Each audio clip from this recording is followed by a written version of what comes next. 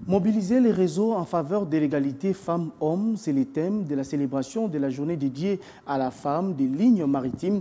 Elles ont été formées par WIM Africa. Cette formation a pour objectif de les sensibiliser à se considérer comme des personnes importantes dans ces domaines des transports maritimes.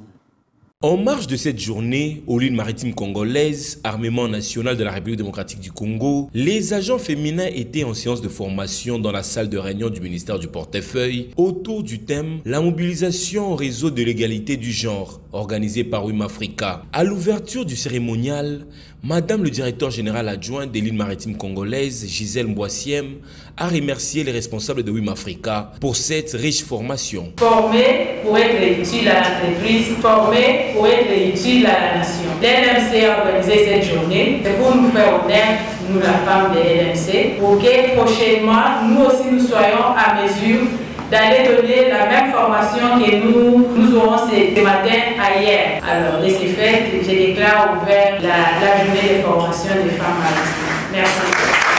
3 interventions étaient à l'ordre du jour. En premier, Chantal Ngoy, membre de WIM Africa, a exposé sur le système de l'économie bleue qui vise l'augmentation de la richesse par le développement durable des ressources issues des cours d'eau en vue d'une réduction de pauvreté. À son tour, le directeur de la marine marchande, Jeanne Tunda, a développé sa thématique autour de la réglementation et de réforme du leadership. Enfin, Caroline Mawanji, présidente de WIM Africa RDC, a articulé son intervention sur la présentation de ces structures placées sous sa responsabilité. WIM Africa, une organisation des femmes africaines évoluant dans le secteur maritime.